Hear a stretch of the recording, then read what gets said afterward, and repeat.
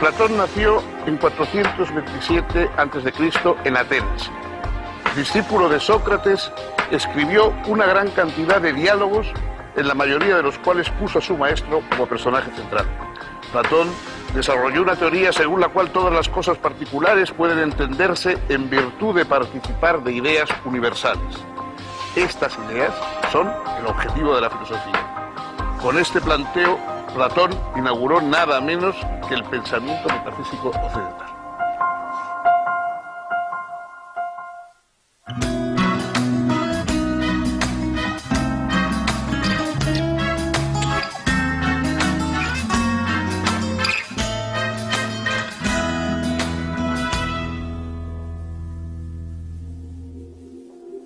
¿Cómo les va? Bienvenidos. Si les parece, vamos a hablar un poco de filosofía. ¿Qué es filosofía? Alguien ha dicho que todas las obras filosóficas que se han escrito son simplemente notas a pie de página de los diálogos de Platón. Ese filósofo griego, a su vez, escribió una serie de diálogos protagonizados, casi todos ellos, por la figura de un protofilósofo, de un filósofo anterior todavía al propio Platón, que no escribió nunca, Sócrates. Un personaje extraño, humorístico, que algunos tenían por un bufón, que otros tenían por un personaje subversivo, que deambulaba por Atenas sin ninguna prosopopeya, sin darse importancia, sin considerarse un gran profesor, simplemente preguntando a los ciudadanos de la polis, de Atenas, si sabían qué era la belleza, qué era la verdad, qué era la justicia, y cuando ellos, riendo y considerando que eran temas muy sencillos, le daban una respuesta convencional, él comenzaba a hacer preguntas sobre esa respuesta convencional hasta poner en claro que al menos no sabían cuál era la respuesta. No es que Sócrates ofreciera una respuesta definitiva, pero demostraba que los demás tampoco sabían eso que creían que estaba tan claro y tan fácil. Platón recoge esos diálogos protagonizados por la figura de Sócrates, de ese personaje que sin énfasis, sin adoptar un aire de gran sabio, sin darse ningún tipo de importancia, ni por supuesto decir que tenía ninguna autoridad de tipo divino, ese personaje que se acerca a los demás de hombre a hombre con una interrogación en los labios, es el inicio de la filosofía. Así empieza todo. Así nos lo contó Platón, y vamos a intentar ahora saber cómo fue, quién fue ese Platón a cuyos diálogos dan origen a todo el resto de la filosofía occidental.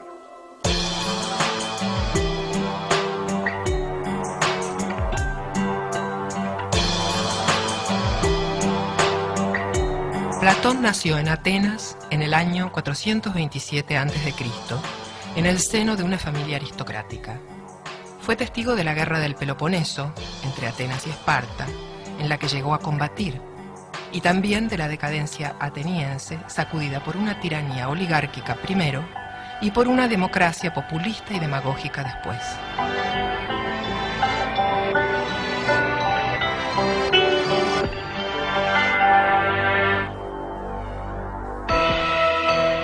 Platón era discípulo de Sócrates, de quien había heredado la búsqueda conceptual y la exigencia ética.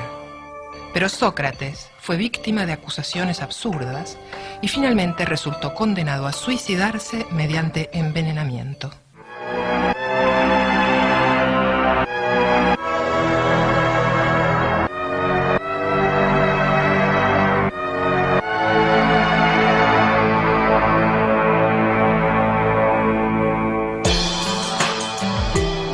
Preocupado por la crisis moral y política ateniense, Platón puso todas sus energías en tratar de establecer entre sus conciudadanos un ideal de justicia y de respeto por la verdad.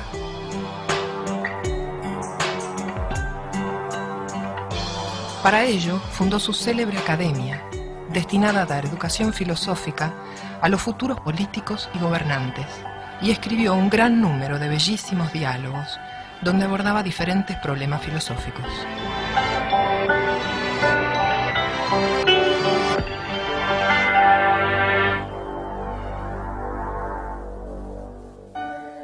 Lo Los diálogos se pueden dividir en tres grandes grupos. Los diálogos tempranos, en general, plantean un problema y terminan sin dar una respuesta concluyente. Son los más fieles al espíritu socrático. Más que solucionar un problema determinado, aspiran a revelar lo problemático de nociones que habitualmente se adoptan sin reflexión.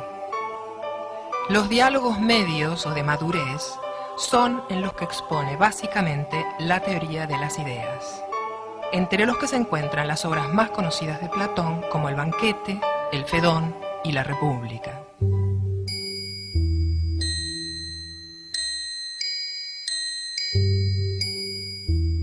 Las ideas, según Platón, son objetivas, eternas y universales. Los triángulos concretos, por ejemplo, pueden ser imperfectos y terminan por borrarse o desaparecer. Pero la idea de triángulo, en cambio, es perfecta e inmutable. Es por la idea de triángulo que podemos reconocer que ciertas figuras geométricas, a pesar de lo diferentes que puedan ser entre sí, en tamaño, color, etc., son precisamente triángulos. Lo mismo ocurre con otras ideas no geométricas, como las de justicia, belleza, etc.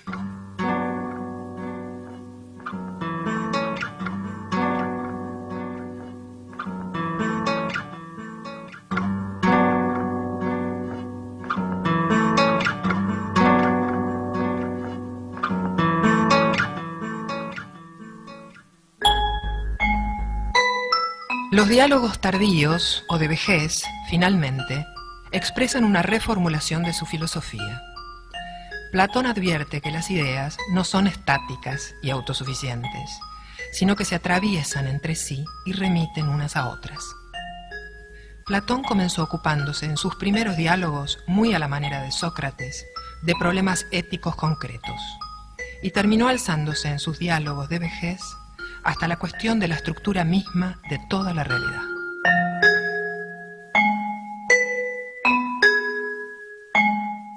Una de las cuestiones centrales de la filosofía, a partir ya del propio Platón, ha sido buscar qué tienen en común las cosas detrás de su aparente diversidad. Nosotros vemos que hay una infinita diversidad de cosas distintas y algunas de ellas las agrupamos en una especie de clases o colectivos. Hablamos de árboles, de hombres, de peces, de estrellas, y quiere decir que esa diversidad de cosas tiene algo en común. Ese algo en común que tienen las cosas de un mismo género, de un mismo rango, es lo que más o menos Platón llama idea. Las ideas son algo así como los arquetipos a partir de los cuales se diseñan toda la diversidad de un grupo de cosas. Todos los hombres, todos los peces, todos los árboles, las plantas, lo que se quiera, es decir, cualquier género que uno quiere tomar. Eso es lo que hay que buscar, eso no es aparente, no se ve. Es decir, nosotros vemos la diversidad de las cosas diferentes, nunca vemos la idea, el concepto. Por eso Platón supuso que esas ideas, esas categorías arquetípicas a partir de los cuales se organiza la realidad, pertenecen a otro orden, a un orden que da sentido al nuestro, pero que está más allá de él. Eso es lo que sale a buscar ese huido de entre los hombres que va a buscar las ideas para mirarlas frente a frente. Los demás, en el fondo de la caverna, están sometidos a ver puras sombras o sombras de sombras incluso, hasta que rompen la cadena, es decir, hasta que se ponen a pensar, porque la forma de liberarse por parte del ser humano es entregarse al pensamiento, y salen afuera a mirar las ideas frente a frente. Esa experiencia de liberación es lo que en su apología Sócrates, a punto de ser condenado a muerte, él dice: una vida sin examen no merece la pena de ser vivida. Es decir, una vida sin que en un momento rompamos con la rutina, con las sombras y salgamos a buscar las ideas en sí mismas, no merece la pena de ser vivida. Este es el criterio filosófico a partir del cual nace toda la trayectoria del pensamiento occidental.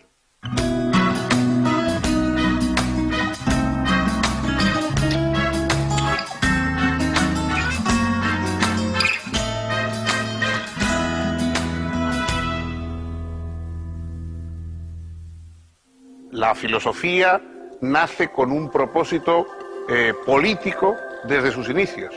Y Platón es uno de los filósofos con más conciencia y más exigencia política. Él lo que quería no era simplemente una reflexión sobre el mundo, sino una reflexión sobre el mundo que hiciera mejor la ciudad, la convivencia y la organización de los seres humanos. A esa organización mejor, él llamaba justicia. Justicia es la organización de la polis, de la república, de la situación de la comunidad humana, la situación adecuada, es decir, aquella postura en que cada cual está en su sitio. La justicia es que cada cual tenga lo que le corresponde y que cada cual desempeñe el papel que mejor le puede ir en la colectividad. Y sobre eso Platón reflexiona en uno de los diálogos, quizá el más famoso de todos sus diálogos, La República, en la que lo que se plantea es en qué consiste verdaderamente una ciudad bien organizada. El régimen pensado por Platón es rígido. De hecho, en un momento incluso dice que hay que desterrar a los poetas de la ciudad porque los poetas mienten mucho, porque los poetas cuentan y hablan solamente de pasiones y de situaciones subjetivas, y los seres humanos olvidan que la dimensión más importante de sus vidas es la colectiva, es la que comparte con los demás, no la subjetiva. Algunos, Popper por ejemplo, han dicho que Platón es incluso el padre de los estados totalitarios, porque a pesar de lo lejísimos que estamos, naturalmente, del totalitarismo moderno, pero hay una vocación ordenancista, autoritaria, rígida, en el planteamiento cerebral que hace Platón.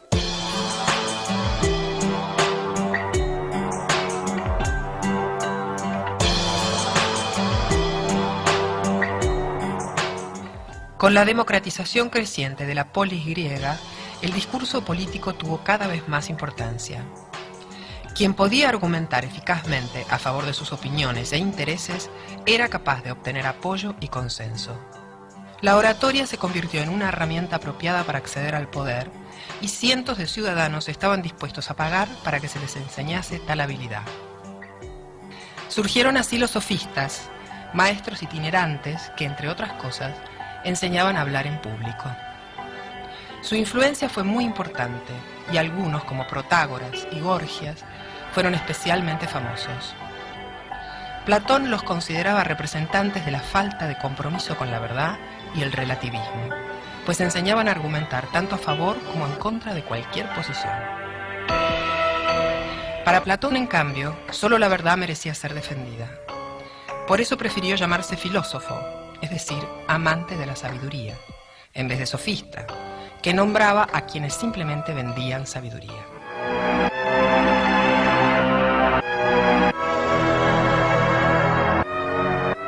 Nada había en la filosofía anterior a Platón que permitiera prever su concepción. Los filósofos anteriores solo habían tratado de explicar la naturaleza física. Pero ahora, a partir del pensamiento platónico, la ética, la política y la estética encontraron también su lugar en la reflexión filosófica al lado de la tradicional pregunta por la realidad física y los problemas del cambio y la permanencia que habían ocupado ya a Heráclito y Parménides, entre otros.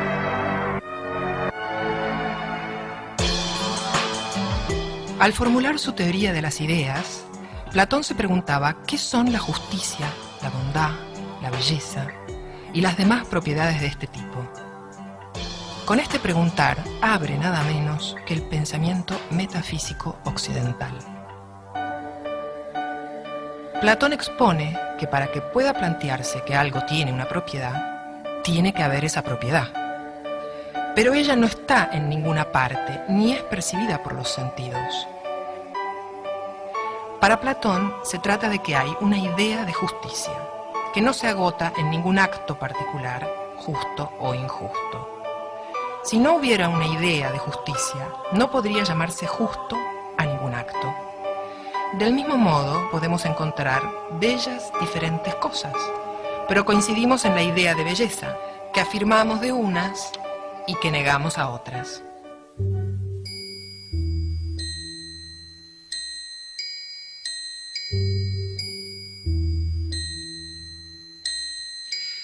Platón expone que el filósofo es quien puede progresar desde las cosas bellas hasta la idea de belleza.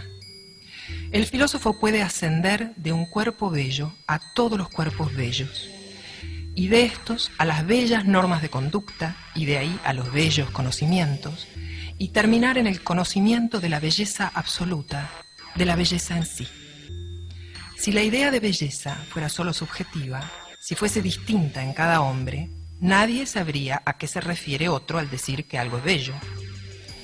La vida en común sería entonces imposible.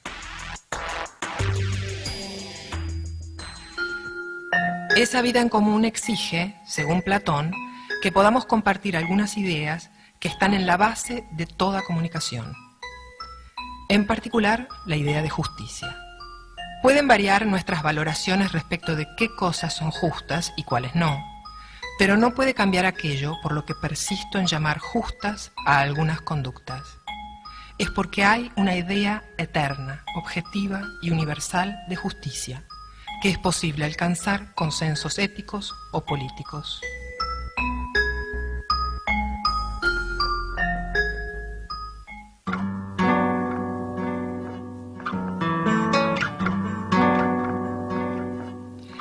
Platón estaba convencido de que la mejor preparación para la vida pública era el espíritu lúcido y desinteresado de la filosofía. Con ese propósito había fundado en Atenas, en el año 388, lo que se podría llamar la primera universidad de Europa. Ubicada cerca del santuario consagrado al héroe Academo, había recibido el nombre de Academia. A ella concurrieron jóvenes de Atenas y de otras ciudades para aprender no solo filosofía, sino también matemáticas, astronomía y ciencias físicas y naturales. Antes de crear la academia, Platón había intentado hacer un filósofo de Dionisio de Siracusa. La aventura finalizó en el año 388 con Platón ofrecido a la venta en un mercado de esclavos, ocasión en que un amigo lo compró para liberarlo. Cuando 20 años más tarde el tirano falleció, lo sucedió en el trono de Sicilia su hijo Dionisio II, quien invitó a Platón a su corte por una temporada. El filósofo volvió una vez más a Siracusa con la intención de hacer del joven Dionisio II un rey filósofo. Platón presentó un proyecto de constitución que fue desechado por Dionisio II. Aconsejó la organización de una confederación de ciudades contra la amenaza de Cartago, que jamás fue instrumentada, y requirió la amnistía para los opositores políticos del joven tirano, lo que fue desestimado. Platón se vio obligado a admitir que no podía pretender que los gobernantes fuesen lúcidos y desinteresados. En el último de sus diálogos, titulado Las leyes, abandonó la noción del rey filósofo y confió a la organización legal lo que ya no podía esperar de la sabiduría de los individuos. Este es el diálogo más extenso, un diálogo donde Platón ofrece un segundo modelo de Estado, después del de la República, pero un modelo pautado exclusivamente por leyes, a diferencia del modelo de los diálogos medios, donde importa sobre todo que los filósofos gobiernen y pareciera que la ley ocupa un lugar secundario. En su último diálogo, Platón deposita la esperanza de un orden político justo y armonioso en el adecuado ordenamiento jurídico.